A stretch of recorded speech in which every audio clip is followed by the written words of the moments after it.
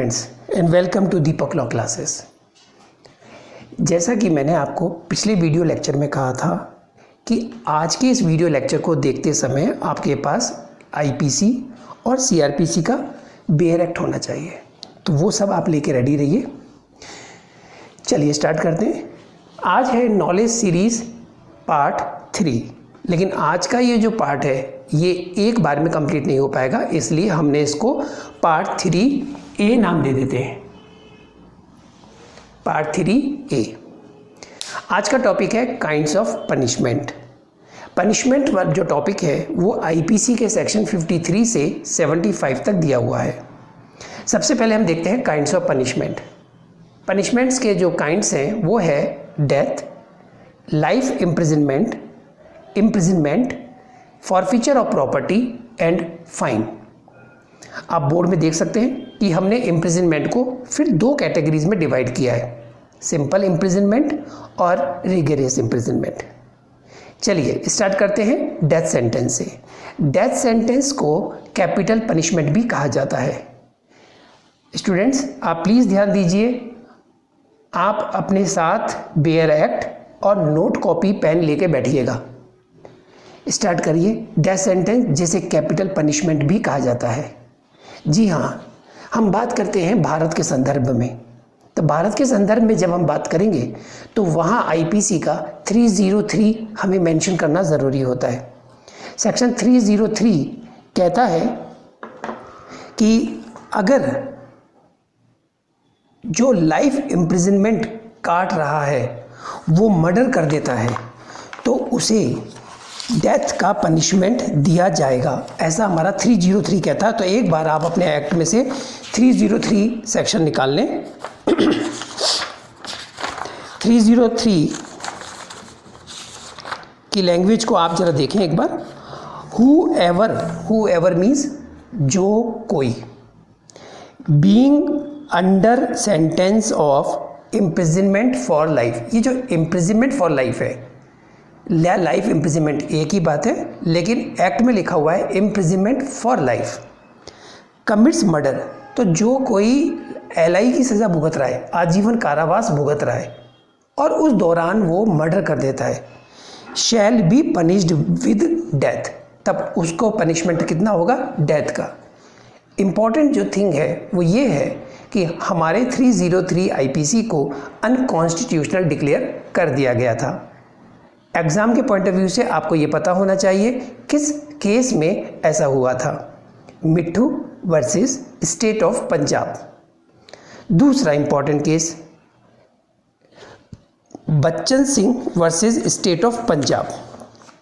ये case important है इस संदर्भ में कि एग्ज़ाम में क्वेश्चन पूछा जाता है R case relates with, R means rarest of rare cases. तो इस केस में सुप्रीम कोर्ट ने कहा कि death punishment, death penalty is only for rarest of rare cases में ही दिया जाएगा। अब आप लोग नोट ध्यान दीजिएगा कि हमारे आईपीसी में ऐसे कई सेक्शन हैं जिसमें डेथ पेनल्टी दी हुई है। तो डेथ पेनल्टी कौन कौन से ऐसे सेक्शंस हैं जिसमें दिया हुआ है, ये आप आईपीसी में देखेंगे। 121 डेथ पेनल्टी कौन कौन से सेक्शन में है? 121, 132, 194, 195A, 302, 305, 307, 364A, 376A, 376AB, 376DB, 376E, 396। ये सेक्शंस हैं जहां हमें डेथ पनिशमेंट दिया हुआ है। अब हम आगे चलते हैं लाइफ इम्प्रिजनमेंट की तरफ। तो डेथ सेंटेंस पे हमने क्या क्या समझा कि डेथ सेंटेंस को कैपिटल सेंटेंस कहते हैं।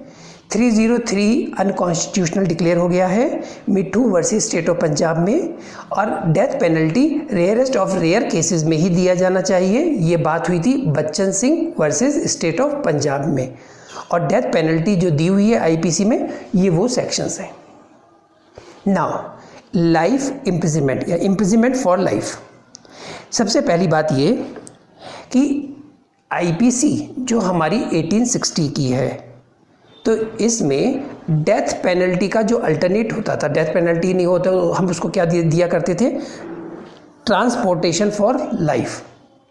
ट्रांसपोर्टेशन फॉर लाइफ, तो 1955 में ट्रांसपोर्टेशन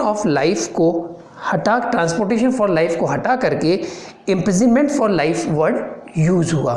ये हुआ था 1955 में। अब आपको इसमें इम्प्रिजनमेंट फॉर लाइफ में 2-3 बातें हैं। Number 1, meaning of life imprisonment. कई लोगों का ये कहना होता है कि इम्प्रिजनमेंट 20 साल का होता है, कोई कहता है 14 साल का होता है, कोई कहता है कि दिन और रात 2 काउंट किए जाते हैं। ये सब एक भ्रांतियाँ हैं, आप इन पे ध्यान न दें। आज हम देखेंगे लाइफ इम्प्रिजनमेंट को आखिर ये होता क्या है। तो लाइफ इम्प्रिजनमेंट को मीनिंग जो बताया गया है वो बताया था Inder Singh versus state Delhi administration. Inder Singh versus state Delhi administration. इस केस में लाइफ इम्प्रिजनमेंट का मीनिंग बताया गया था। Life imprisonment means rigorous imprisonment for life. तो रिगरियस इम्प्रिजनमेंट फॉर लाइफ। अब फॉर लाइफ का क्या मतलब है, यानी कि लाइफ इम्प्रिजनमेंट की लेंथ पे बात आती है कि इसकी लेंथ कितनी होती है। तब ये वाली बात बताई गई थी Gopal Vinayak Godse versus state of Maharashtra.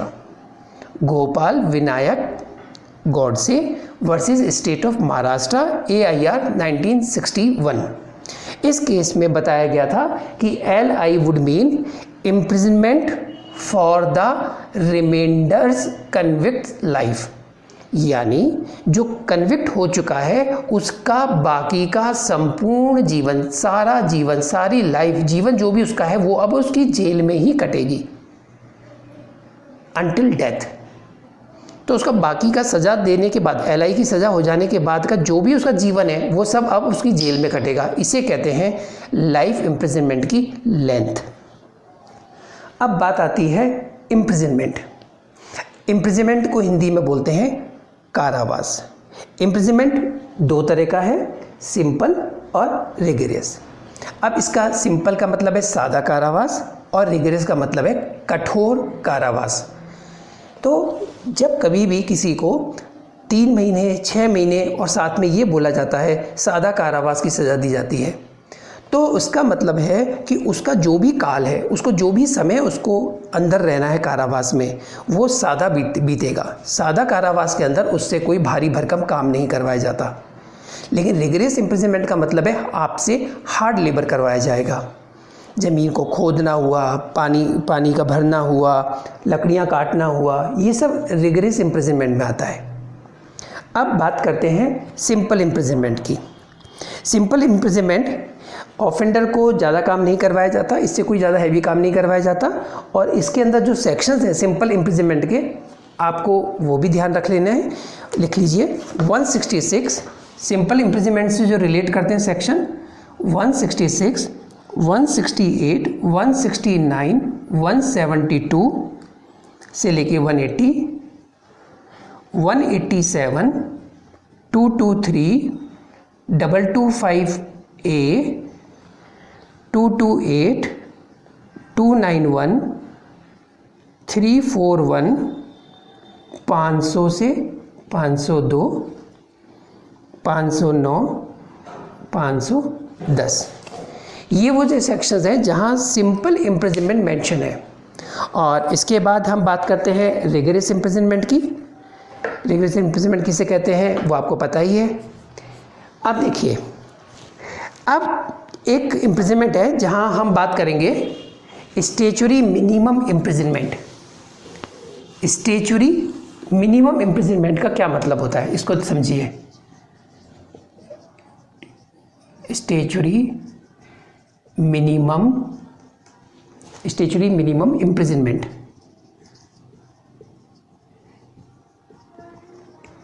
देखिए, जब आप किसी ऑफेंस के पनिशमेंट्स की लैंग्वेज को पढ़ेंगे तो वहाँ ये लिखा होता है shall not be extend to 6 months 3 years या फिर एक्सटेंड टू 3 years। हाँ, एक्सटेंड टू 3 years। तो इसका मतलब है 3 साल तक का कारावास। तो इसमें यह होता है कि 3 साल तक का, एक्सटेंड टू 3 years, तो ज़्यादा से ज़्यादा उसको 3 साल। तो अब 3 साल के अंदर जो मजिस्ट्रेट है या जो कॉम्पिटेंट जो आपकी कोर्ट होगी वो उसे 3 साल तक की सज़ा दे सकती है।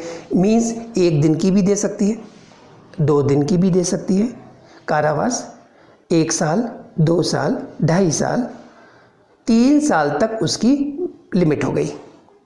यानी कि मिनिमम कितनी होगी ये मेंशन नहीं है, लेकिन स्टैच्यूटरी मिनिमम इम्प्रिजनमेंट का मतलब है कि जो इम्प्रिजनमेंट दिया जा रहा है वो शैल नॉट लेस देन, यानी कि इससे कम नहीं होगा। तो जब ये वाली शब्द आते हैं कि इतने कारावास से कम नहीं होगा तो इट मीन्स वो मिनिमम है, तो इसे कहते हैं स्टैच्यूटरी मिनिमम इम्प्रिजनमेंट। तो हमें थोड़ा सा ये बहुत, वैसे तो काफ़ी सेक्शंस हैं लेकिन हम 1-2 सेक्शन लिख लेते हैं ताकि आप उसे देख लें जहाँ ये मेंशन है कि कम से कम इतना। जैसे 166A, 326A, 326B, 354, ऐसे और हैं। तो एक बार एक सेक्शन को उठा के देख लेते हैं ताकि आपको ये चीज़ पढ़ने के साथ साथ क्लियर हो जाए। तो निकाल लेते हैं हम लोग एक बार 370 निकालिए। एक बार 370 सेक्शन 370 हम लोग निकालते हैं और उसकी लैंग्वेज को पढ़ करके समझते हैं। 370 कहता है exploitation of a trafficked person, दुर्व्यापार किए गए व्यक्ति का शोषण। जब हम इसकी लैंग्वेज को पढ़ेंगे तो 370 भी पढ़ सकते हैं। 370 काफ़ी बड़ा है। 370A अपन को छोटी सी बात समझनी है। उसमें लिखा हुआ है 370A का सेकंड देखेंगे, whoever knowingly by और having reason to believe, ये वाला पॉइंट देखेंगे। और इसमें देखिए पनिशमेंट लिखा हुआ है shall not be less than 3 years, जिसकी अवधि 3 वर्ष से न्यून नहीं होगी। ये जो न्यून है ना, न्यून का मतलब होता है कम। shall not be less than 3 years, जिसकी 3 साल से कम नहीं होगी। तो इस पॉइंट को मैं समझाना चाह रहा था कि इसे बोलते हैं स्टैच्यूटरी मिनिमम इम्प्रिजनमेंट। 3 साल से कम नहीं होगी मीन्स कम से कम 3 साल की तो उसे सजा होगी ही। This point. चलिए आगे चलते हैं, मैक्सिमम की बात करके चलते हैं कि मैक्सिमम इम्प्रिजनमेंट के बारे में क्या कहते हैं। देखिए अब जहां मैक्सिमम की बात आती है, मैक्सिमम कारावास, इम्प्रिजनमेंट मीन्स कारावास। ये देखिए पहली चीज, अभी हम आपसे पूछें अगर मैक्सिमम इम्प्रिजनमेंट कितना होगा, आपका आंसर बिल्कुल सही है, लाइफ इम्प्रिजनमेंट। बिल्कुल ठीक है, लाइफ इम्प्रिजनमेंट। तो आईपीसी में ऐसे कई सेक्शन हैं जिसमें लाइफ इम्प्रिजनमेंट दिया हुआ है। मैक्सिमम डेथ भी है लेकिन इम्प्रिजनमेंट की बात हो रही है तो लाइफ इम्प्रिजनमेंट सबसे हाईएस्ट है। एक और है, बहुत प्यारा सेक्शन है, देखिएगा, और आपको जो नहीं जानते हैं उन्हें जान के आश्चर्य भी होगा। मैक्सिमम इम्प्रिजनमेंट है ये, इम्प्रिजनमेंट फॉर 24 आवर्स। ये लो, यानी मैक्सिमम कारावास उसको कितने टाइम के लिए डाल सकते हैं अंदर, 24 घंटे। अब आप सोच रहे होंगे ऐसा कौन सा सेक्शन है जिसमें मैक्सिमम पनिशमेंट 24 घंटे है, और वो सेक्शन है 510।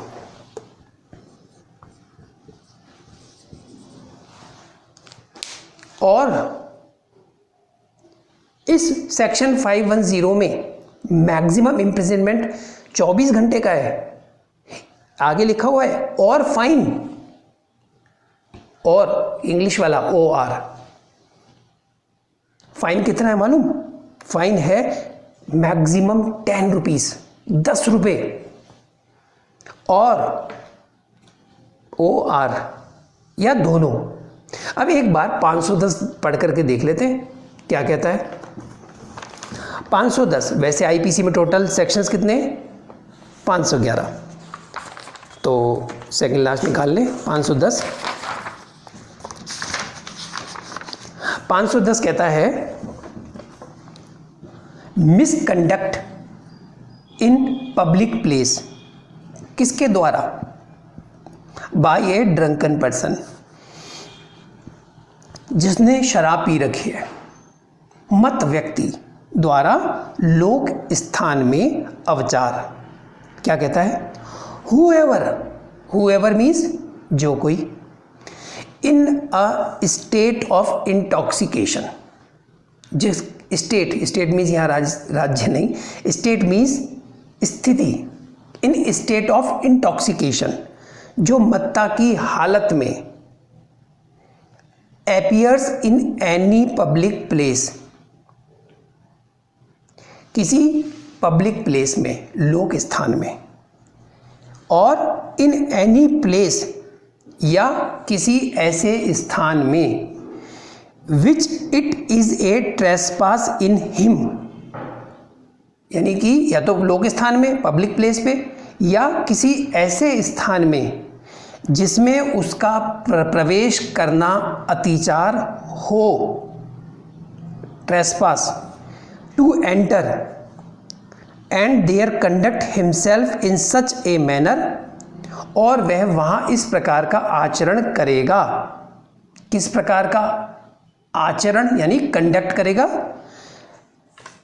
There conduct himself in such a manner as to cause annoyance to any person, जो किसी व्यक्ति को शोभ हो, दुखी हो, वह shall be punished with simple imprisonment. ध्यान दीजिएगा, shall be punished with, punish तो होगा, सिंपल इम्प्रिजनमेंट लिखा हुआ है, तो इसका मतलब है कि 510 में ऐसे पर्सन को क्या मिलेगा? इम्प्रिजनमेंट। कौन सा मिलेगा? सिंपल। यहां मेंशन है। और अगर यहां ये चीज़ क्लियर नहीं होती कि सिंपल मिलेगा या रिग्रेस मिलेगा, तब यहाँ पे वर्ड यूज होता शैल be punished with imprisonment either description, यानी कि वहाँ कोर्ट की डिस्क्रिप्शन होती है कि वो उसे सिंपल भी दे सकता है या फिर उसे वो रिग्रेस भी दे सकता है। तो यहाँ पे बात हो रही है with simple imprisonment for a term which may extend to 24 hours. तो यहाँ मैक्सिमम उसको दिया हुआ है 24 घंटे के लिए उसको कारावास दिया जा सकता है। और विद फाइन, जुर्माना, with fine which may extend to 10 rupees, TEN 10 rupees बस, और विद बोथ या दोनों से। अब सोचिए, जिन लोगों को इसकी नॉलेज नहीं होगी वो कितना शोषण हो रहा होगा उनके साथ। लेकिन एक दृष्टिकोण ये भी है, तो भैया आपसे कहा किसने कि पी पा करके आप लोक स्थान पे इस प्रकार का उद्यम मचाएं? शांति से घर बैठो। चलिए खैर, बात कर रहे हैं हम इम्प्रिजनमेंट हो गया हमारा 24 आवर्स लाइफ इम्प्रिजनमेंट हो गया। अब इसके बाद आता है फॉरफीचर ऑफ प्रॉपर्टी। अब प्रॉपर्टी को भी फॉरफिट कर ली जाएगी, इस तरह का भी एक पनिशमेंट है। ये कहाँ दिया हुआ है? देखिए 126, 127 और 169। अब हम एक काम करेंगे, इसमें एक सेक्शन हम लोग पढ़ लेंगे। अब सेक्शन निकालिए 126, 126। चलिए, कहते हैं committing depredation on territories of power at peace with the government of India. भारत सरकार के साथ शांति का संबंध रखने वाली शक्ति के राज्य क्षेत्र में लूटपाट करना। ये कौन सा है? 126। तो इसकी सज़ा देखें। जी हाँ, इसमें जो सज़ा दी हुई है वो है, सबसे पहले पढ़ लेते हैं, who ever commits, who ever, जो कोई। दरअसल मैं ये बार बार इसलिए बोल रहा हूँ क्योंकि कुछ एग्ज़ाम्स में जब हम हिंदी से इंग्लिश ट्रांसलेट करते हैं तो हमें वो वर्ड भी याद होना चाहिए, और हिंदी से इंग्लिश और इंग्लिश से हिंदी, तो दोनों में हमें पता होना चाहिए। ज़्यादातर इंग्लिश मीडियम के स्टूडेंट्स को हिंदी के वर्ड्स नहीं पता, और जो हिंदी वाले होते हैं उन्हें इंग्लिश में नहीं पता इस इंग्लिश में क्या कहते हैं। कुछ ही बच्चे ऐसे हैं, तो इसलिए मैं आपको यहाँ पे बार बार बोल रहा हूँ ताकि आपको ये सेट हो जाए। हु एवर मीन्स जो कोई, कमिट्स डेप्रिडिएशन और मेक्स प्रिपरेशन, और मेक्स प्रिपरेशन, आगे आएगा ये वाली बात प्रिपरेशन की, यानी कि यहां प्रिपरेशन पनिशेबल हो रही है। To commit depredation on the territories of any power in alliance और at peace with the government of India. जो कोई भारत सरकार से मैत्री का या शांति का संबंध रखने वाली किसी शक्ति के राज्य क्षेत्र में लूटपाट करेगा या लूटपाट करने की तैयारी करेगा, वह दोनों में से किसी भांति के कारावास से, देखिए ये आ गया, अपना आई गया यहाँ पे समझने का, शैल be punished with imprisonment of either description. तो यहाँ आइदर डिस्क्रिप्शन वर्ड यूज हुआ है, यहाँ ये नहीं बताया कि सिंपल मिलेगा या रिगरेस मिलेगा, इन्होंने तो लिख दिया आइदर डिस्क्रिप्शन। तो इधर डिस्क्रिप्शन का मतलब है कि ये वाली बात उसे सिंपल दिया जाएगा या रिगरेस दिया जाएगा, ये कोर्ट के ऊपर छोड़ दिया गया है।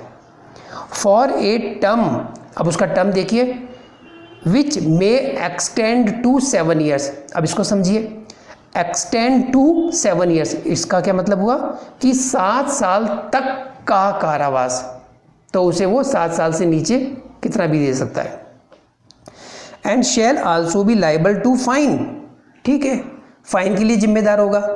लेकिन यहाँ ये अब आईपीसी में बहुत से ऐसे सेक्शंस हैं जहाँ फाइन लिखा हुआ है कि liable to fine, but how much, कितना फाइन, ये मेंशन नहीं है। तब कितना फाइन होगा इसे हम आगे सेक्शन में देखेंगे। And to forfeiture of any property, ये आ गया forfeiture of any property. Used, जो भी उसने संपत्ति काम में लिए इस तरह के काम करने में, और intended to be used in committing such depredation और एक्वायर्ड बाय सच डेप्रिडेशन।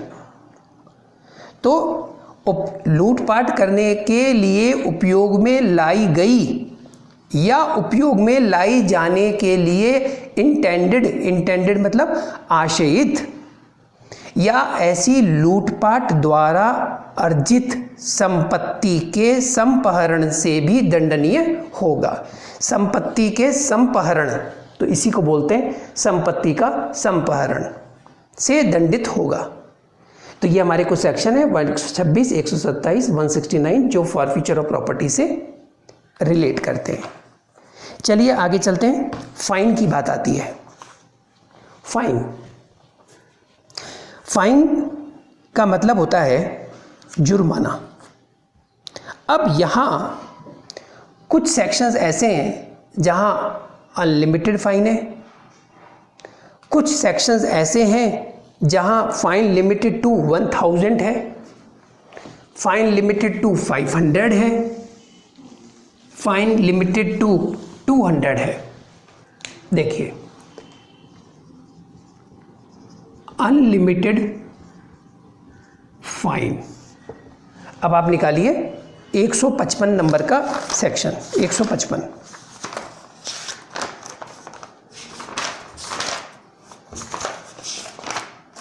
क्या कहते हैं ये? Liability of person for whose benefit riot is committed. उस व्यक्ति का दायित्व जिसके फायदे के लिए बलवा किया जाता है। इस सेक्शन को जब हम देखेंगे तो यहां पे पनिशमेंट को देख लेंगे, 2-3 लाइन नीचे ही है, shall be punishable with fine, shall be punishable with fine. और जैसा अभी जस्ट थोड़ी देर पहले सेक्शन में हम लोग देखे थे, shall be punishable with fine. How much ये डिस्क्राइब नहीं है, तो इसी चीज को बोलते हैं अनलिमिटेड फाइन। Unlimited fine. अब बात आती है कि सर फिर तो मन में आए जो फाइन लगा दो, कोर्ट के तो मन में जो आएगी वो लगा देगा, ऐसा नहीं है। हाँ, ये बात ज़रूर है, अनलिमिटेड फाइन मतलब फाइन को मेंशन नहीं करने से कोर्ट के पास एक ऐसी पावर चली गई जहाँ वो कितना भी लगा सकता है, लेकिन ऐसा नहीं है। क्यों नहीं है इसको भी देख लेते हैं, हालांकि ये आगे आएगा, लेकिन अभी देख लेते हैं जब बात आई है तो अभी क्लियर हो एक बार। सेक्शन 63 निकाल दीजिए। 63 क्या कहता है? जुर्माने की रकम, amount of fine, where no sum is expressed. No sum is expressed, sum का मतलब यहां राशि, जहां उस राशि के बारे में कुछ नहीं बताया।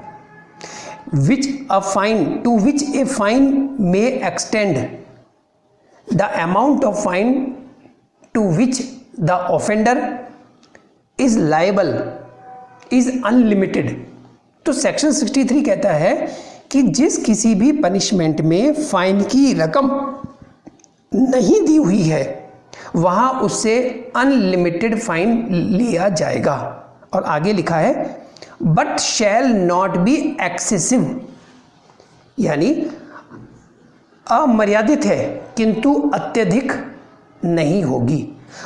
अनलिमिटेड, अमर्यादित, शैल नॉट बी एक्सेसिव, अत्यधिक नहीं होगी। तो अमर्यादित हो सकती है पर अत्यधिक नहीं हो सकती। एग्जाम के पॉइंट ऑफ व्यू से ये भी इंपॉर्टेंट है। एग्जाम में क्वेश्चन आते हैं which one of the following statement is correct, where the no fine be mention, in such case the amount of fine be unlimited, shall not be excessive, be unlimited, may not be excessive, be excessive but not unlimited, which statement is correct? इस तरीके। तो यहाँ पे हमें ये तो ध्यान रहता है कि हाँ फाइन मेंशन नहीं है तो अनलिमिटेड होगा, पर ये ध्यान नहीं रहता कि वो एक्सेसिव के लिए शैल वर्ड यूज हुआ है या मे वर्ड यूज हुआ है। इसलिए जब पढ़ें तो एक एक वर्ड को पढ़ें, इंपॉर्टेंट है। तो अब यहां बात आती है कि कोर्ट कैसे डिसाइड करेगा कि इससे कितना फाइन लिया जाए।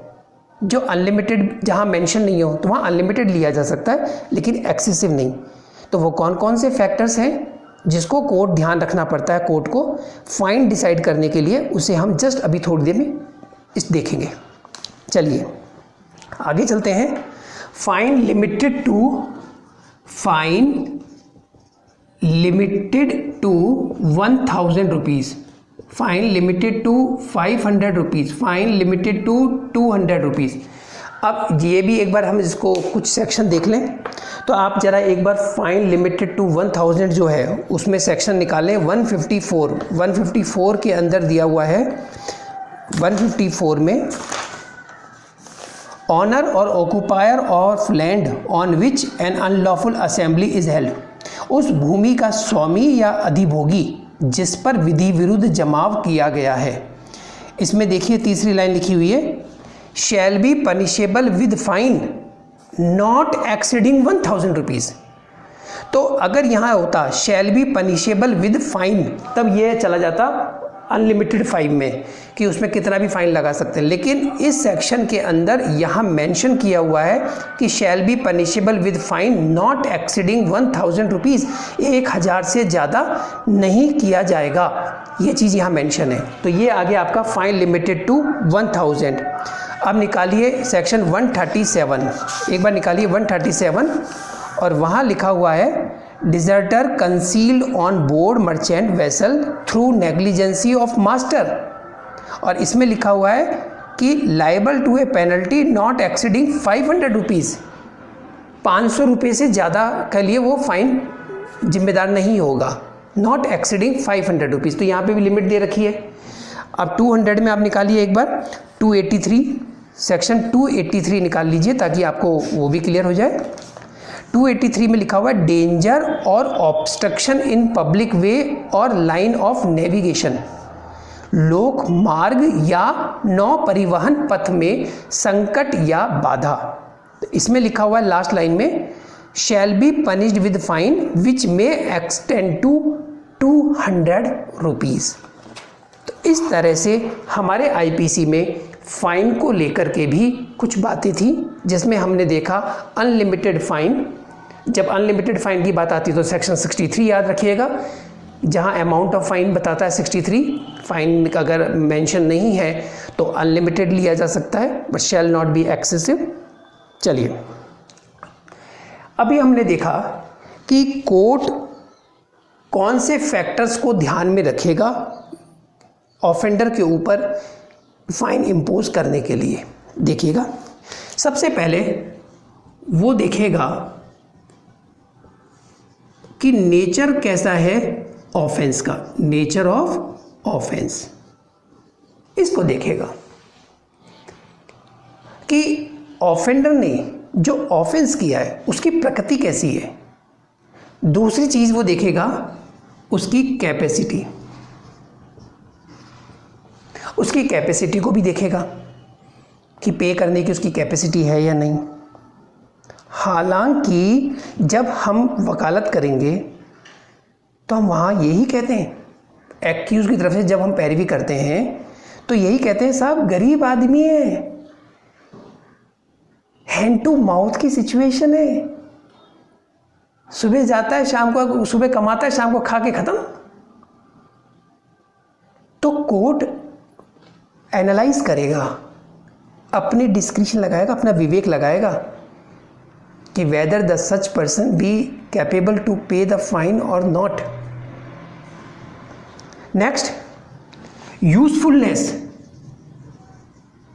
Usefulness of fine. फाइन लगाने की यूजफुलनेस क्या है, उपयोगिता क्या है, इन चीजों को वो ध्यान में रखेगा। अब जब बात आती है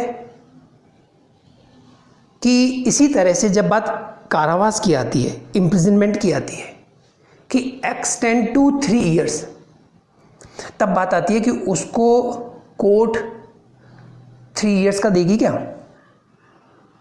ये तो मैक्सिमम हुआ एक तरह से, 3 साल तक का दे सकती हो आप। लेकिन अब बात आती है कि उसको कोर्ट 1 साल का देती है, कोई कोर्ट 6 महीने का दे देती है उसको इम्प्रिजनमेंट। तो आखिर कोर्ट ये कैसे कैलकुलेट करती है। हम ये पढ़ करके जुडिशरी की कुर्सी पे बैठ जाएंगे, वहाँ बैठ करके अब हमें ये डिसाइड करना है। जो केवल कुछ किताबों को पढ़ करके और जुडिशरी में पहुँच जाते हैं, वो देखते हैं कि इसमें पनिशमेंट लिखा हुआ है shall not be extend to 3 years, 3 साल से ज़्यादा नहीं, तो 3 साल की सज़ा दे देते हैं। इसका मतलब ये थोड़ी ना कि 3 साल तक की सज़ा दे दो, आपको कई चीज़ें ध्यान में रखनी होंगी। इसलिए मेरे विचार से जुडिशरी में पहुंचने के लिए आपको पहले कुछ समय वकालत का भी एक्सपीरियंस ले लेना चाहिए ताकि आपको पता चले। हालांकि जुडिशरी एग्ज़ाम क्लियर करने के बाद आपको ट्रेनिंग मिलती है, लेकिन ये तो मेरा विचार है, मे भी आप सहमत ना हो, लेकिन आपको वकालत की प्रैक्टिस भी कर लेनी चाहिए। उसकी बहुत सी बारीकियाँ, इतनी बारीकियाँ होती हैं वकालत में जो कई बुक्स के अंदर आपको नहीं मिलेंगी। एक्ट इतनी खुल के बात थोड़ी ना बताता है। एक्सपीरियंस क्या कहता है, एक्सपीरियंस तो काम करने से पता चलेगा। अब यहाँ पे वो कौन से फैक्टर्स हैं जिनको कोर्ट ध्यान में रखेगी, और ये ज़रूरी नहीं है।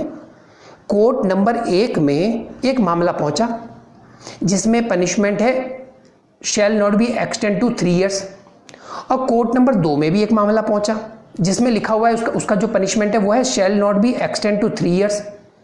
लेकिन कोर्ट नंबर 1 ने जो सज़ा दी उसको दी 9 महीने का कारावास, और कोड नंबर 2 ने उसी ऑफेंस के अंदर उसको सज़ा दी 2 साल 6 महीने।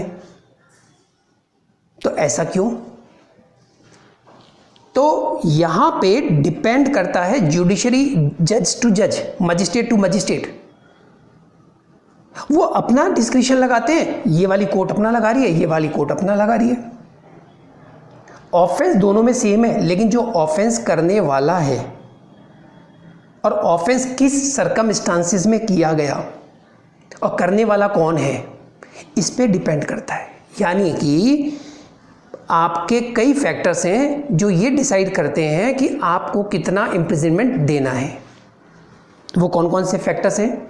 नंबर 1, इसको हटा देते हैं, उसमें भी ये वाली बात आती है, इम्प्रिजनमेंट कितना दिया जाए ये इस पर डिपेंड करेगा। टाइप ऑफ ऑफेंस, ऑफेंस का प्रकार क्या है, उसी के आधार पे इम्प्रिजनमेंट डिसाइड किया जाएगा। इट्स सीरियसनेस, किसकी? ऑफेंस की। ऑफेंस की सीरियसनेस कितनी है ये भी देखा जाएगा। अच्छा, ऑफेंडर का कंडक्ट भी देखा जाएगा, कंडक्ट ऑफ ऑफेंडर, ऑफेंडर का कंडक्ट कैसा है। अब यहाँ कंडक्ट पे हालांकि कोर्ट इसको करैक्टर को भी देखेगी, उसका कंडक्ट देखेगी, इसका भी फ़र्क पड़ता है। कोर्ट के अंदर जो एक्यूज खड़ा है वो कैसे खड़ा है, किस तरह से पेश आ रहा है, कोर्ट की बातों को मानता है कि नहीं मानता है, इस पर भी फ़र्क पड़ता है। चलिए, उसकी as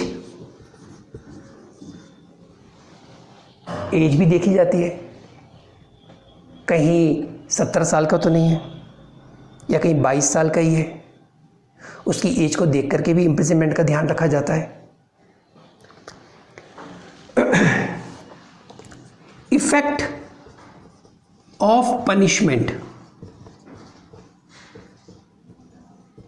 effect of punishment, punishment का प्रभाव किस पर?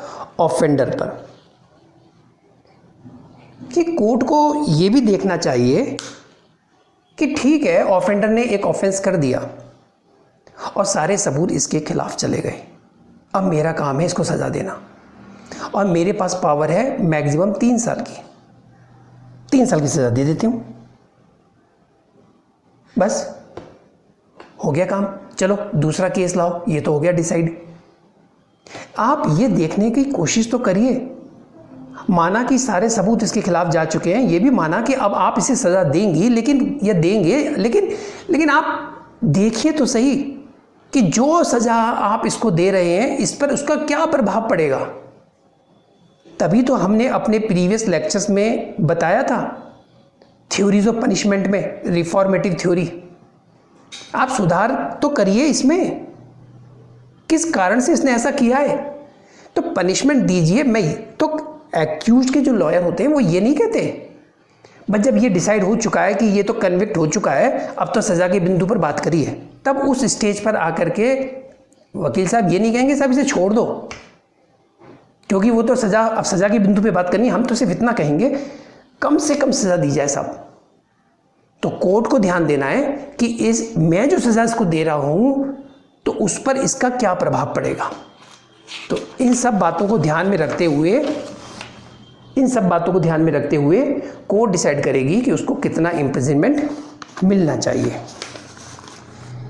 चलिए, आज का लेक्चर हम यही रोकते हैं और नेक्स्ट वीडियो लेक्चर में हम लोग इससे आगे चलेंगे। इसलिए नॉलेज सीरीज पार्ट 3A है, हम B पढ़ेंगे नेक्स्ट क्लास में, और उसमें हम पढ़ेंगे computation of sentence of death. बहुत इंटरेस्टिंग होगा नेक्स्ट वीडियो लेक्चर। तो प्लीज़ जल्दी से इस चैनल को, प्यारे से चैनल को आप सब्सक्राइब करें, इसे लाइक करें और शेयर करें। और नेक्स्ट वीडियो लेक्चर तक के लिए मुझे इजाज़त दीजिए। Thank you very much.